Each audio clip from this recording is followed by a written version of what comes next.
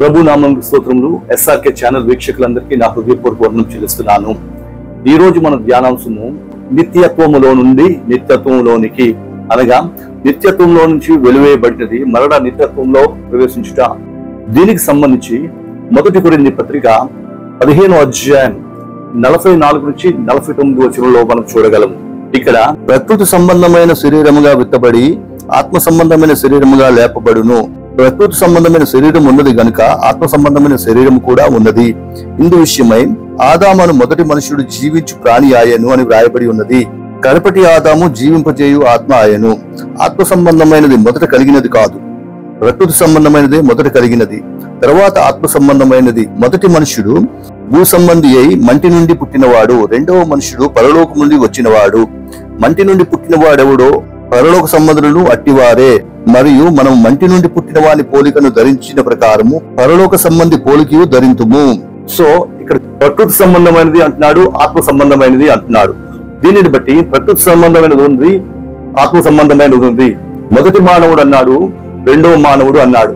మొదటి మానవుని పోలికను ధరించిన వారు రెండవ మానవుని పోలిక కూడా ధరించుకోవాలి అని ఇట్టి విషయంలో రాస్తూ ప్రకృతి సంబంధమైనదే మొదటి పుట్టినది, ఆత్మ సంబంధమైనది తర్వాత పుట్టినది అని రాశారు. దీని అంతటి బట్టి చూస్తే ఇక్కడ మొదటి మానవుడు ఆదామును కాగా రెండవ మానవుడు యేసుక్రీస్తు. వీరిలో మొదటిగా పుట్టినవాడు ఆదాము. ఆదాము మొదట పుట్టగా యేసుక్రీస్తు తర్వాత పుట్టి ఉన్నాడు. ఆదాము ప్రకృతి సంబంధమైన వాడు, యేసుక్రీస్తు పరలోక సంబంధి అయిన వాడు.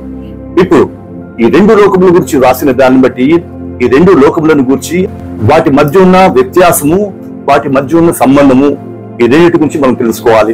ఈ రెండు లోకములలో పరలోకము లేక ఆత్మ సంబంధమైన లోకం అన్నది శాశ్వతమైనది, ప్రకృతి సంబంధమైనది లేక భూ సంబంధమైనది అశాశ్వతమైనది.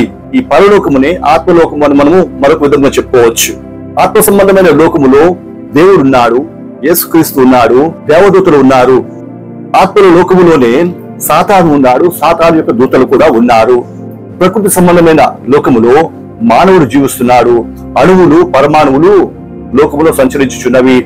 ఇది రెండు లోకముల గురించిన విషయమై ఉండగా దేవుడు పరలోకములకు, పరలోక సైన్యములకు అధిపతిగా ఉండి భూలోకమును సృష్టించి ఉన్నాడు. ఈ విధంగా సృష్టించిన భూమి మీద ఆదామును సృష్టించి అతడిని అధిపతిని చేసి భూలోకమునంతటిని ఏలునట్లుగా అతనికి అధికారం ఇచ్చాడు. ఈ విధంగా సృజింపబడిన ఆదామునకు ఈ రెండు లోకములలోనూ సంచరించినట్లు అధికారం ఇచ్చి ఉన్నాడు. దీనిని బట్టి ఈ ఆదాము భూలోకములో సంచరించుచు భూమిని ఏలుచు అదే సమయంలో పరలోకములకు, ఆత్మలోకములో ప్రవేశించినట్లు అధికారం కలిగిన వాడే భూలోకంలోను ఆత్మలోకంలోను సంచరించు ఉండేవాడు. దీనిని బట్టే సంధ్య వేళ దేవుడితో మాట్లాడుతున్నట్లు మనం బైబిల్ గ్రంథంలో చూడగలము.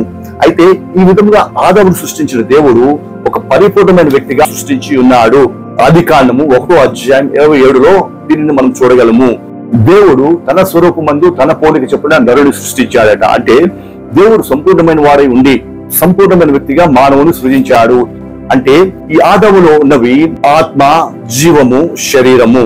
అనగా ఆదాము 3 రకమైన జీవులను కలిగి ఉన్నాడు. ఈ 3 కలిగిన దానిని బట్టే అతను సంపూర్ణమైన వ్యక్తిగా పరిగణింపబడ్డాడు. ఎందుకంటే ఆదామును సృష్టించిన దేవుడు సంపూర్ణమైన వాడు. ఆదికాండం 1వ అధ్యాయం 26వ వచనం, మన స్వరూపమందు మన పోలిక చొప్పున నరులను సృజించము అని చెప్పి ఉన్నాడు. అంటే ఇక్కడ తండ్రి, కుమార, పరిశుద్ధాత్ముడు ఈ త్రిత్వము ఏకమైన దేవునిగా మనకి అక్కడ కనిపిస్తున్నారు.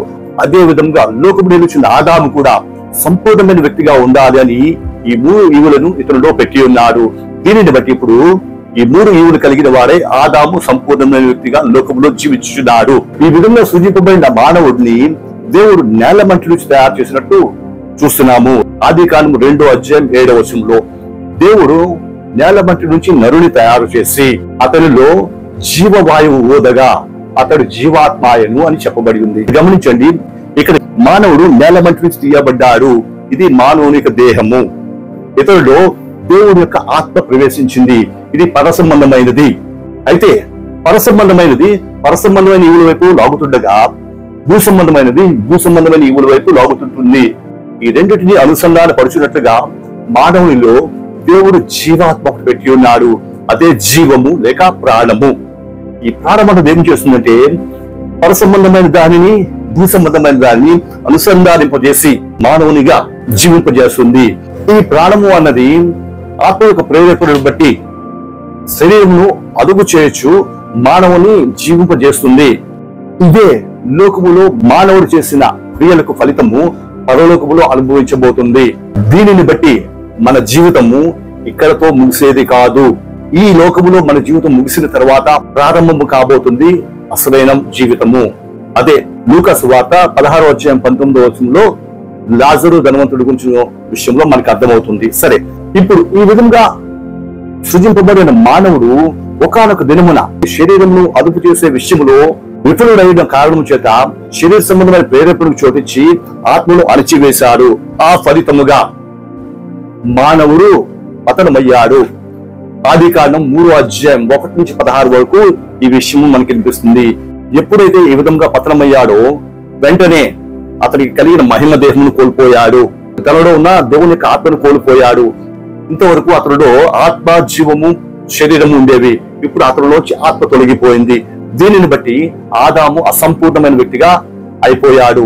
నాటి నుంచి ఈ ఆదాము దేవుడితో సహవాసం కోల్పోయిన వాడే, ఆత్మలోకంలో ప్రవేశించటకు యోగ్యత లేని వాడే భూలోకంలోనే సంచరించుట కనిపిస్తుంది. ఇప్పుడు ఈ ఆదాములో ఆత్మ ఉన్నది గాని ఆత్మలో జీవము లేదు. ఈ విధముగా ఆదాము యొక్క అతిక్రమమును బట్టి మానవునికి మరణం అన్నది సంప్రాప్తమైంది. రోమాపత్రిక 5:12 ఇక్కడ ఒక మనుషుని ద్వారా పాపం ద్వారా మరణమును లోకములో ప్రవేశించాయి అని ఇక్కడ చెప్పబడింది. దీనిని బట్టి ఆదాము యొక్క అతిక్రమం బట్టి లోకములో పాపము అన్నది ప్రవేశించింది. అప్పటి వరకు మరణం అన్నది లోకంలో లేదు, కానీ ఈ పాపము ఫలితముగానే మరణము అన్నది మానవునికి ప్రాప్తించింది. ఇప్పుడు ఈ విధంగా జీవిస్తున్న ఆదాము 5:3 ఇక్కడ తన స్వరూపమందు తన పోలికగా ఒక కుమారుని కన్నాడట. కనిన తర్వాత అతడు మరణించాడు. దీనిని బట్టి మరణం అన్నది తన ఆధిపత్యంను, తన శక్తిని అక్కడి నుంచి ప్రారంభించింది. ఇప్పుడు గమనించండి, ఆదాము తన స్వరూపమందు తన పోలిక చొప్పున కుమారుని కన్నాడు అని ఇక్కడ రాశాడు. ఆదాము యొక్క స్వరూపము, ఆదాము యొక్క పోలిక ఏంటి? జీవము లేని ఆత్మయు శరీరమును కలిగిన వ్యక్తి, అంటే అసంపూర్ణమైన వ్యక్తి. దేవుని పోలికగా పుట్టిన ఆదాము అయితే ఆత్మ, జీవము, శరీరము కలిగిన వాడే ఉన్నాడు. ఇప్పుడు ఆదాము పోలికగా పుట్టిన వ్యక్తి శరీరము, జీవం మాత్రమే కలిగిన వాడే అసంపూర్ణమైన వ్యక్తిగా పుట్టి ఉన్నాడు. ఇప్పుడు భూమి మీద సంతతి విస్తరించడం ప్రారంభించగా వారితో పాటు మరణం కూడా లోకమంతటి మీదకి ప్రబలిపోయింది. దీని వలన లోక జనులందరూ ఈ మరణములకు బద్దులై జీవిస్తున్నారు. ఈ విధంగా మరణములకు లోనే మనుషులు జీవిస్తుండగా వీరు మరణం నుంచి తప్పిపోబడాలి అన్నది దేవుని యొక్క ఉద్దేశము. ఒకడు నిత్య జీవం పొందాలి అంటే యేసుక్రీస్తు లోకములో జన్మించాలి. అందుకే రోమాపత్రిక 6:23 అంటాడు, పాపము వలన వచ్చిన జీతము మరణము, అయితే యేసుక్రీస్తు నిత్య జీవము అని చెప్పి ఉన్నాడు. ఇంతవరకు ఆదాము గురించి తెలుసుకున్నాము. ఇప్పుడు ఈ వచనమును బట్టి ఒకడు నిత్య జీవం పొందాలి అంటే యేసుక్రీస్తు లోకములో జన్మించాలి, అంటే వాక్యము శరీరధారి అయి రావాలి. అదే యోహాను సువార్త 1:14 చెప్తున్నాడు. దీనిని బట్టి వాక్యము యేసుక్రీస్తుగా శరీరధారి లోకములకు వచ్చాను. దేవుని కుమారుడని యేసుక్రీస్తు ఆత్మల లోకమునకు సంబంధించిన వాడై ఉండి రెండో ఆదాముగా లోకమునకు వచ్చి ఉన్నాడు. ఆ యేసు బోధ ఏమిటంటే కొత్తగా జన్మించాలి. ఒకడు దేవుని రాజ్యంలో ప్రవేశించాలంటే అతడు కొత్తగా జన్మించాలి. ఇది యేసుక్రీస్తు యొక్క బోధ. అయితే కొత్తగా జన్మించడం ఎలా అని మనం ఆలోచించినట్లయితే 1 పేతురు పత్రిక 1:21 ఇక్కడ క్షయ బీజము నుండి కాక అక్షయ బీజము నుండి పుట్టింపబడిన వారు, అనగా యేసుక్రీస్తునందు విశ్వాసం ఉంచిన వారు, ఆయన మాటలతో లక్ష్యం ఉంచిన వారు, ఆయన బోధకు చెవియొగ్గిన వారు అని ఇక్కడ అర్థమించుచున్నది. అంటే నూతన జన్మ అనగా యేసుక్రీస్తు యొక్క బోధను అంగీకరించుట, అనగా క్రీస్తునందు విశ్వాసం ఉంచువారు. వీరు యేసే దేవుడని నమ్మిన వారు. యేసే క్రీస్తుని నమ్ము ప్రతివాడు జీవము గలవాడు, అతనిలో దేవుని ఆత్మ నివసించును అని 1 యోహాను పత్రిక 5:1 కనిపిస్తుంది. సో ఎవరైతే ఈ యేసు వాక్యం విని యేసే క్రీస్తు ఉన్నాడని విశ్వసిస్తున్నారో వారు దేవుని మూలంగా పుట్టిన వారు, అంటే మరలా జన్మించిన వారు. ఈ విధంగా జన్మించిన వారిలో దేవుని యొక్క ఆత్మ నివాసం చేస్తుందట. ఇప్పుడు దేవుని యొక్క ఆత్మ మీలో నివసిస్తుందంటే మీరు ఆత్మ సంబంధమైన స్వభావం కలిగిన వారే ఆత్మ నడిపింపునకు లోబడి ఆత్మ యొక్క ఉద్దేశమును నెరవేర్చిన వారు అవుతారు. అనగా ఆత్మ స్వభావం మీలో పనిచేయటం ప్రారంభిస్తుంది.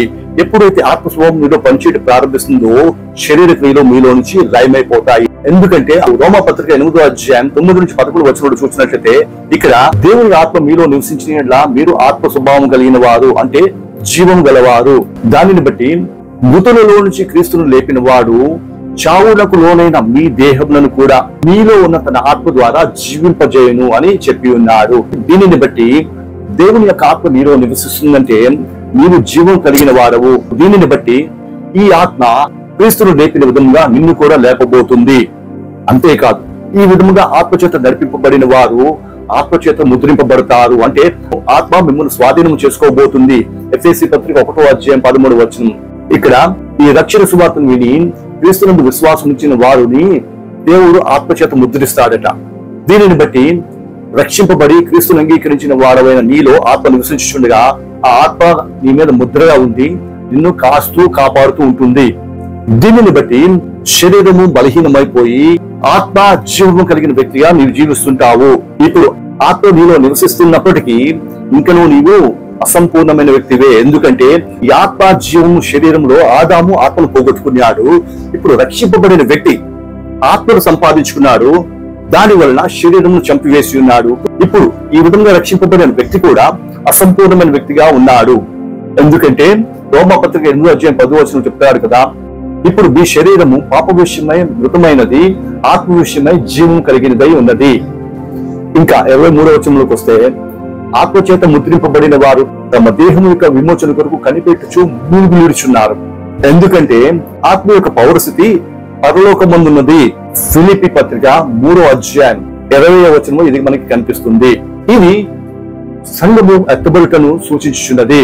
గమనించండి ప్రియులారా, సృజింపబడిన మానవుడు సంపూర్ణుడిగా ఉన్నంత కాలము ప్రకృతి సంబంధమైన లోకంలోను ఆత్మ సంబంధమైన లోకంలోను సంచరించుటకు అధికారం కలిగి ఉన్నాడు. సంపూర్ణతను కోల్పోయిన వ్యక్తి ఆత్మలోకములో లేక దేవుని యొక్క లోకంలో ప్రవేశించుటకు అర్హత కోల్పోయిన వారే భూలోకమును సంచరించుచు మరణమునకు లోనై జీవిస్తూ ఉండగా యేసుక్రీస్తుని బట్టి మరలా ఈ దేహం యొక్క విమోచనకు అవకాశం కలగగా యేసుక్రీస్తు విశ్వాసం ఉంచి మరలా జన్మించిన వారై ఆత్మ స్వభావం ధరించుకున్న దానిని బట్టి ఇప్పుడు ఆత్మ మీలో ప్రవేశించింది. ఏ ఆత్మ అయితే ఆదాము పోగొట్టుకుని ఉన్నాడో ఆ ఆత్మ నీలో ప్రవేశించింది. ఇప్పుడు ఈ ఆత్మ పరసంబంధమైనది కాబట్టి భూలోకములో భూ సంబంధమైన క్రియలను సహించలేక ఈ దేహము యొక్క విమోచన కొరకు మూలుగు నిడుచుందట. ఎందుకంటే మీలోని పరిశుద్ధాత్మ పరలోక సంబంధమైనది, దీని యొక్క పౌరస్థితి పరలోకమున్నది. అందుకే దీని దృష్టి ఎప్పుడు ఆత్మ సంబంధమైన లోకం వైపే ఉంటుంది. దీనిని బట్టి ఎప్పుడు నాకు విమోచన కలుగుతుందా, ఎప్పుడు నా లోకమునకు నేను వెళ్ళిపోతానా అని ఈ ఆత్మ విమోచన కొరకు, అంటే ఈ దేహం నుంచి విడుదల కొరకు మూలుగు నీడుతుందట. సో ఫిలిప్పీ పత్రిక 3వ అధ్యాయం 20వ వచనం చెప్పబడినట్లు ఇది సంఘం ఎత్తబడుటను సూచించుండగా ఈనాడు రక్షింపబడి ఆత్మచేత నడిపింపబడుతున్న నీ దేహము దేవునికి ఆలయమై ఉన్నది. 1 కొరింథీ పత్రిక 3వ అధ్యాయం 16వ వచనంలో ఇది రాయిస్తున్నాడు. అంటే ఇప్పుడు నీ దేహము దేవునికి ఆలయముగా ఉన్నది, నీలో దేవునికి ఆత్మ నివసించుచున్నది. అయితే ఏదో ఒక దినమున నీ జీవితము లోకములో ముగియబోతుంది. ఆ దినమున నీ ఆత్మ నీ యొద్ద నుంచి వెడలిపోబోతుంది. అది ఎక్కడికి వెళ్తుంది అంటే దాని గురించి 2 కొరింథీ పత్రిక 5వ అధ్యాయం 1వ వచనంలో రాస్తున్నాడు. భూమి మీద మన గుడారము శిథిలమైపోయినప్పుడు చేతి పని కాక దేవుని చేత కట్టబడిన నిత్యమైన నివాసము పరలోకమందు మనకున్నది అని చెప్పబడింది. దీనిని బట్టి నీవు మరణించిన తర్వాత ఈ దేహం శిథిలమైపోగా అప్పుడు నీ ఆత్మ నివసించుటకు పరలోకములో నీ కొరకు నివాసం ఉన్నది. ఇప్పుడు ఆ నివాసము కొరకే నీలో ఉన్న ఆత్మ మూలుగు నిడుచున్నది. అయితే ఆ నివాసమును ఎప్పుడు ప్రవేశిస్తుంది అని మనం ఆలోచించినట్లయితే ఇప్పటి వరకు అసంపూర్ణంగా ఉన్న ఈ శరీరము సంపూర్ణతను సంపాదించుకోవాలి. అయితే ఎప్పుడు నీవు సంపూర్ణులుగా అవుతావు అంటే అది నీ విమోచన దినమున, అంటే నీవు ఎత్తబడు దినమున. ఆ దినమున క్షయమైన ఈ దేహము అక్షయతలోనికి మార్చబడుతుంది. పాపభూయిష్టమైన ఈ దేహము మహిమ దేహముగా మార్చబడుతుంది. ఆ దినమున మహిమ దేహమును ధరించుకున్న వాడవై దేవుని ఆత్మయు జీవమును మహిమ దేహమును కలిగిన వాడవై సంపూర్ణమైన స్థితిలో సంపాదించుకొని, అనగా పాపము చేయకముందు ఆదాము కలిగి ఉన్న ఆ దేహముగా మార్పు చెందుతుంది. అప్పుడు ఆదామునకు మొదట కలిగిన సంపూర్ణతను దేహం సంతరించుకుంటుంది. ఎప్పుడైతే ఈ విధమైన సంపూర్ణతను దేహం సంపాదించుకుంటుందో అప్పుడు దేవుడు నూతనమైన ఆకాశమును నూతనమైన భూమిని సృష్టించబోతున్నాడు. అప్పుడు ఆదాము వలె సంపూర్ణతను సంపాదించుకున్న నీవు ఆ దేశంలో ప్రవేశించి జీవించబోతున్నావు. అప్పుడు దేవుడు రెండు లోకములను ఒకటిగా చేయగా ఆ లోకంలో నీవు దేవునితో యుగయుగములు జీవనము కొనసాగించుకోబోతున్నావు. ఆదిలో ఆదాము ఇటువంటి అనుభవం అనుభవించిన వాడు, కానీ అతని యొక్క నిర్లక్ష్యమును బట్టి ఆ స్థితిని కోల్పోయిన వాడే మరణములకు లోనై ఆత్మను దుఃఖపరిచిన వాడిగా జీవించి ఉన్నాడు. అయితే యేసుక్రీస్తునందు ఆ మరణములకు ముగింపు పలికి మానవుడిలో ఉన్న ఆత్మను పునరుజ్జీవింపజేసి తద్వారా మరలా మహిమ లోకంలోనికి ప్రవేశం అనుగ్రహించాడు. ఇప్పుడు ప్రారంభంలో ఆదాము అనుభవించిన దేవుని సహవాసము మరలా నువ్వు అనుభవించబోతున్నావు. ప్రారంభంలో ఆదాము కలిగిన స్వతంత్రమును నీవు ఇక్కడ అనుభవించబోతున్నావు. ఈ దేశంలో మరణం ఉండదు, దుఃఖం ఉండదు. లోకములో నువ్వు జీవించిన కాలంలో నువ్వు అనుభవించిన దుఃఖము గాని, వేదన గాని, ఏడ్పు గాని, ఆకలి గాని, దప్పులు గాని ఏవి ఉండవు. నిత్యమైన సమాధానము, యుగయుగములు దేవునితో ఆనందిస్తుంటావు. దేవుడు నీ కాపరిగా ఉంది బంగారు వీధులలో నిన్ను సంచరింపజేయబోతున్నాడు. జీవజలపు ఊతల యొద్దకు నిన్ను తోడుకుని పోబోతున్నాడు. జీవవృక్ష ఫలాలు నీకు తినిపించబోతున్నాడు. నీకు ఎన్నడూ ఆకలి గాని, దప్పి గాని, ఎట్టి విధమైన వేదన గాని ఉండదు. అది యుగయుగములు ఉండే జీవితము. అట్టి విధమైన జీవితము, ఆ పరలోక భాగ్యము దేవుడు మనందరికీ అనుగ్రహించాలని కోరుచు ప్రభు పక్షంగా ఈ నా మాటలు ముగిస్తున్నాను. దేవుడు అట్టి విధమైన భాగ్యమును మనందరికీ అనుగ్రహించును గాక. ఆమేన్. ప్రార్థన చేసుకుందాం. స్తోత్రం తండ్రి, వందనములు. ఇంతవరకు నీకు వాక్యం ద్వారా ఆదాము పోగొట్టుకున్న ఆ మహిమను మళ్ళా మానవుడు ఏ విధంగా పొందుకోబోతున్నాడు అన్న విషయములను బయలుపరిచిన దేవా నీకు వందనములు. మేము ఆ నిత్యత్వములో ప్రవేశించే పర్యంతరము మా స్థితిని మేము కాపాడుకుంటూ సహాయం చేసి కృప చూపించండి, మహిమను పొందండి. యేసు నామమున అడుగుచున్నాం తండ్రి. ఆమేన్.